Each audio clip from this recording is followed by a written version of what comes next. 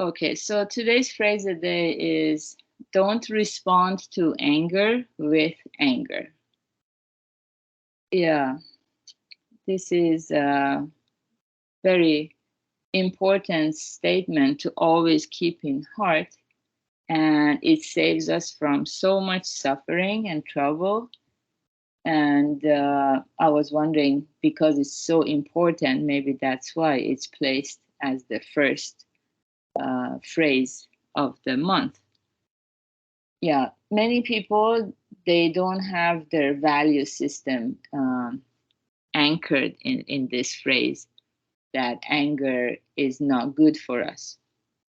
They're kind of ambiguous, or everybody around them, they they don't feel there is anything wrong with expressing anger or feeling the anger and then getting hurt. Sometimes when we engage in something all the time, we don't see it as bad. We get so used to it. Our teacher sometimes uh, tells us, like, it's like a joke that, sometimes when we are traveling and we have to use like a public bathroom, it's very stinky or something. And but we have to do what we have to do. So if we have to spend a few minutes there, and then even though initially we were disgusted and we just don't want to be there, but it's the nature calling and we have to be there, after a few minutes, like, we get used to that stinky smell. We don't smell it anymore. So yeah, this is how our senses or our perception of the world, everything, is always influenced by people around us and also by the habits we develop in life. So after a while, we don't feel that we are harming ourselves. You can Google it. There are thousands of articles on how anger raises the blood pressure. And a lot of people, when they have that fit of rage, many things bad happens in their body. Sometimes they collapse. We hear again and again about the destructive nature of anger. But because we have grown up getting used to it, we don't really notice it. It takes a while. Yeah, I think for us here, we always learn about it. So that's a rare blessing, to realize the destructive nature of anger. Once we realize that, then the rest is easy. Yeah. So this part, yeah, because some people, they want to argue with me, they want to have a debate with me. Oh no, yeah, you need anger. It's okay to be dissatisfied with something and then try to create a change. There's nothing wrong with that. We always need to improve. Undoubtedly, that's absolutely right. But how we go about it, is it from a place of firmness, wisdom, skillfulness, and understanding the law of cause and effect deeply? Or it's just from a place of rashness and thoughtlessness and losing our cool, and then bringing harm to ourselves and to other people?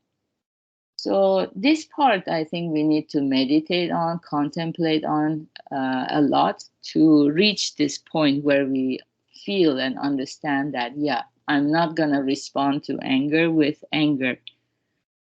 Once we get to that point, then the rest is easy. So when something happens and it's displeasing, we can just take a deep breath, go for a walk, and come back and revisit. We realize, oh, it's not as bad as I thought it was. Yeah, little by little, things shift in our mind. We don't become too quick to get angry. And then we can benefit from accumulating wisdom, which is to see the cause and effect relationship. Why this is happening? What are the causes? How can I work with the causes to remove those bad effects, the suffering? If I don't work with those causes, it's like while planting the seeds, I keep saying, oh, I don't want this kind of fruit. I don't like this kind of crop. Well, that's not wise. If seeds are planted, it will grow for sure. So in this way, as a spiritual person, we work with our own mind and increasing our wisdom and skillfulness to deal with hardships and sufferings instead of just getting angry, which doesn't solve anything. It just adds to the problem. Once we gain this insight to see how it adds to the problem when we get upset, we become more calm and rational and try to problem solve. Yeah, hopefully we can all go to Japan one day together. Japanese culture is a lot of it based on Buddhism. You will see this in action. There's a lot of problem solving at the airport, on the street, always looking for solutions. It's very beautiful.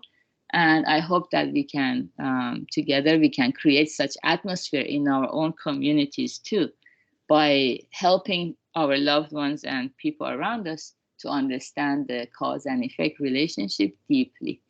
So good job, everyone. Thank you for all your love and heart, and have a beautiful Monday.